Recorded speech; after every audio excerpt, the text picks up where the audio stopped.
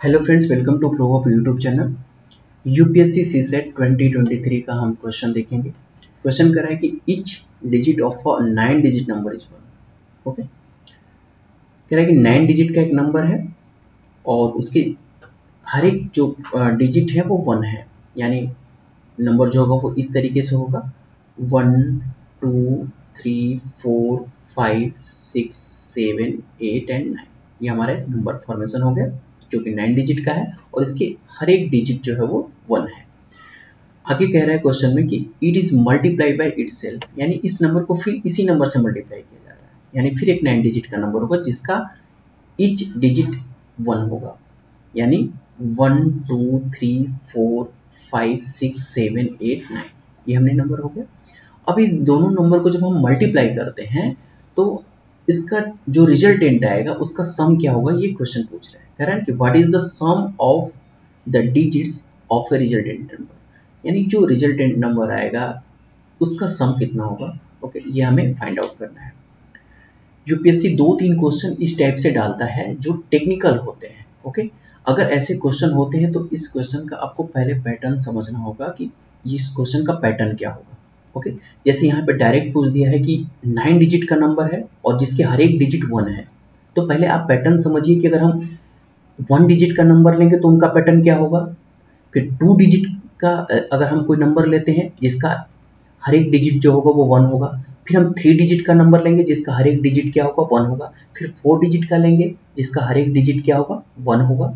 यानी इस तरीके से हम 1 2 3 4 5 डिजिट के नंबर लेंगे जिनके हर एक डिजिट जो होंगे हमारे 1 होंगे। तो हम जब पैटर्न को फॉलो करेंगे तो ये क्वेश्चन का पूरा जो 9 डिजिट का नंबर कह रहा है कि 9 डिजिट के नंबर के लिए हमारा जो सम होगा वो क्या होगा ये हमें पता चल जाएगा। ओके, तो चलिए देखते हैं। हमने इसे ऑलरेडी सॉल्व किया है। ओके, मैंने पहले ही कहा कि पहले आप अगर 1 डिजिट का नंबर हमने लिया जिसका जो सिंगल डिजिट जो है वो 1 है, तो 1 का 1 से मल्टीप्लाई करेंगे 1 आएगा। अब देखिए मैंने 2 डिजिट ले लिया, 2 डिजिट का नंबर लिया जिसका ईच डिजिट जो है वो 1 है। तो मैंने अगर 2 डिजिट का लिया जिसका हर एक जो डिजिट है वो 1 है, तो यानी 11 होगा। तो 11 का 11 के साथ मल्टीप्लाई करेंगे तो क्या बनेगा, देखिए 121 बनेगा। ओके, अब अगर आप इनके मल्टीप्लिकेशन का पैटर्न अगर आप समझिए तो कैसे हो रहा है, देखिए अगर 11 का 11 से मल्टीप्लाई करेंगे तो एक चीज़ तो कंफर्म है कि उसके लास्ट में और जो फर्स्ट होगा, यानी लास्ट का और शुरू का जो नंबर होगा वो 1 आएगा, क्योंकि 1 का 1 से मल्टीप्लाई करेंगे 1 आएगा, फिर 1 का 1 से करेंगे तो 1 आएगा, यानी उसका फर्स्ट डिजिट और लास्ट डिजिट 1 आएगा। इसमें टोटल नंबर हम 2 डिजिट का नंबर देख रहे हैं और टोटल नंबर ऑफ इसमें कितने हैं 1 2 3 4 हैं, तो 4 है तो इसमें टोटल कितना आ रहा है 3 आ रहा है। देखिए तो इसके बीच में जो नंबर बन रहा है वो 2 बन रहा है। ओके, यानी 2 डिजिट का है तो 2 बनेगा और टोटल जो इसमें नंबर होंगे काउंटिंग नंबर होंगे वो 3 होंगे।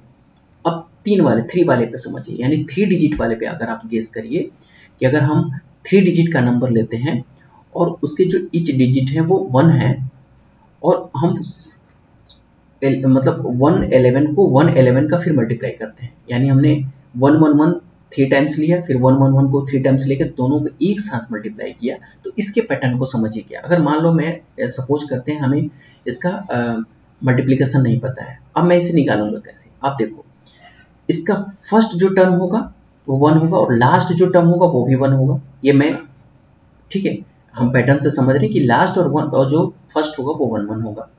इसमें टोटल हम कितने डिजिट का नंबर ले रहे हैं 3 डिजिट का, तो 3 को हम बीच में लिख रहे हैं, ये 3 होगा। ओके, उसके बाद इसमें मैंने टोटल नंबर इसमें कितने हैं, टोटल आप अगर काउंट करिए तो 1 2 3 4 5 6 है। तो यहाँ पे जो टोटल नंबर बनेंगे वो टोटल 5 बनेंगे।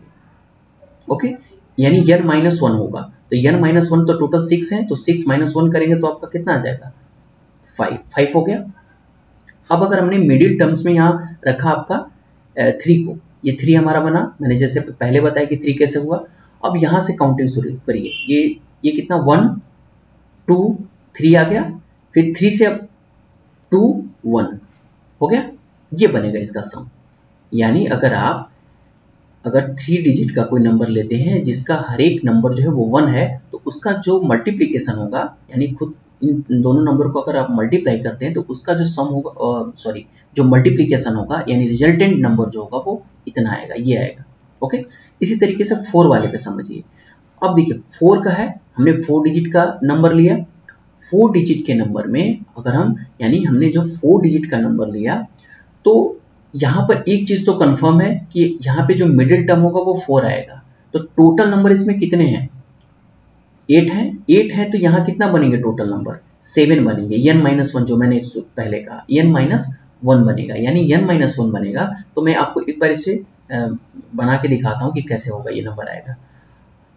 ओके, ये देखिए नंबर क्या बनेगा आपका। मैंने कहा कि ये 4 डिजिट का है, तो लास्ट और शुरू का जो टर्म्स बनेगा वो 1 बनेगा, ये फर्स्ट वाला, और लास्ट वाला ये 1 है। इसका मिडिल जो होगा वो 4 होगा, क्योंकि 4 डिजिट का बना रहे हैं, 4 है। अब यहाँ से आप लिखना चालू करिए, 1 2 3 4, फिर अब ये डिक्रीजिंग में होगा, तो 4 3 2 1, ये होगा इसका रिजल्टेंट नंबर। ओके, अब अगर आप देखिए ध्यान से, जैसे आप इस वाले टर्म्स को जरा एक बार गेस करिए। ओके, देखिए चीजों को समझाने में थोड़ा टाइम लग रहा है, अगर आप इस चीज को समझ लेंगे तो आपको ये क्वेश्चन बनाने में ज्यादा टाइम नहीं लगेगा। मैं बस एक पैटर्न आपको समझाना चाहता हूँ कि पैटर्न किस तरीके से बन रहा है, ताकि अगर यूपीएससी इस टाइप से अगर क्वेश्चन पूछे तो आप आसानी से उसे गेस कर सके। यानी आपको एक बेसिक कॉन्सेप्ट समझना होगा, ओके, मैथमेटिक्स का।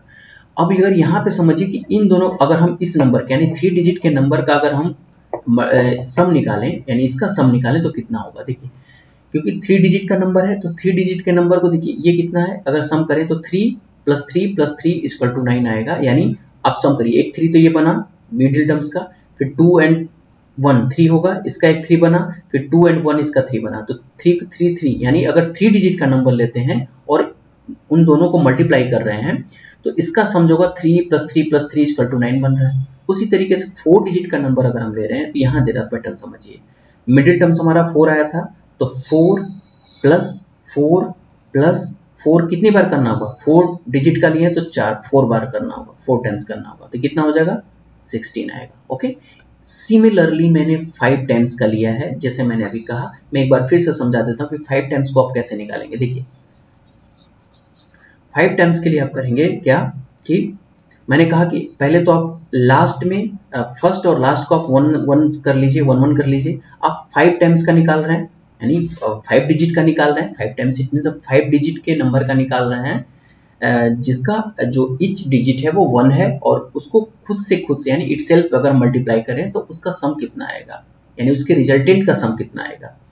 तो ये फर्स्ट और लास्ट वाले को आपने 1 कर लिया, 5 डिजिट का निकालना है, इसके मिडिल में आप 5 ले लीजिए। अब यहां से चालू करिए, 1 तो होगा, 2 3 4 तो 5 आ गया, जो मैंने बीच में लिखा 5 से लिखिए, 4 3 2 और 1, ये आपका आ गया क्या, इन दोनों के मल्टीप्लीकेशन का रिजल्टेंट।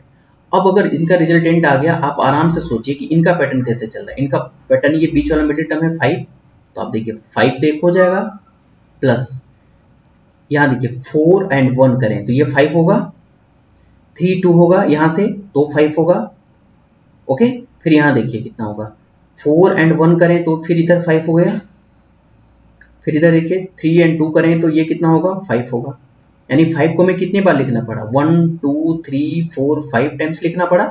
यहाँ पे इसी तरीके से 4 को कितनी बार लिखना पड़ा, कितने टाइम्स लिखना पड़ा, 1 2 3 4 टाइम्स लिखना पड़ा 4 को। यानी 4 को हम 4 टाइम्स ऐड कर रहे हैं, 5 को 5 टाइम्स ऐड कर रहे हैं। सिमिलरली अब जब 9 टाइम्स में आएंगे आप 9 को, तो 9 के लिए भी देखिए मैंने इस तरीके से लिखा है, आप आराम से इसे कर सकते हैं। यानी 9 है तो बीच में आप पहले तो लास्ट और शुरू और लास्ट वाले को आप 1 कर लीजिए, मिडिल टर्म्स को आप 9 लिखिए, 9 लिखने के बाद आप 1 से चालू करिए, तो 1 2 3 4 5 6 7 8, फिर आप आ जाएंगे 9 पे। ओके, फिर 9 से डिक्रीजिंग होगा, 8 7 6 5 4 3 2 1 आ गया। यानी 9 डिजिट के नंबर का जिसका हर एक नंबर 1 है और उसको खुद से ही मल्टीप्लाई किया जाता है, तो उसका सम जो होगा वो इतना आएगा, ये सम आएगा। ओके, अब सिमिलरली जैसे मैंने अभी 4 वाले में हम लोगों ने देखा कि 3 4 5 में सिमिलरली पैटर्न को फॉलो कर रहा था, इसी तरीके से 9 में भी सिमिलरली वैसे ही पैटर्न को ये फॉलो करेगा। यानी 9 को कितने टाइम्स लिखना ऐड करना पड़ेगा, 9 टाइम्स, यानी लिखना होगा 9 टाइम्स। तो आपने 9 को 9 टाइम्स आपने क्या किया, इसमें ऐड कर दिया। तो 1 2 3 4 5 6 7 8 9, तो 9 9 जा 81, ये आपका हो गया आंसर। यानी यहाँ पर जो 81 है वो आपका क्या है, आंसर है। ओके, आई होप कि आपको ये चीजें समझ में आई होंगी। मैंने बस एक पैटर्न समझाने की कोशिश की है और ये आपको समझना बहुत ही जरूरी है, क्योंकि जब तक आप बेसिक कॉन्सेप्ट पे नहीं काम करेंगे, आप फॉर्मूले पे अगर रहेंगे कि हमें कोई फॉर्मूला मिल जाए, चीजें मिल जाए, तो नहीं होने वाला। ओके, अगर आपको लगा हो कोई किसी भी तरीके की कोई दिक्कत हो, चीजें हो, तो आप मुझे कमेंट करके बता सकते हैं। Thank you for watching.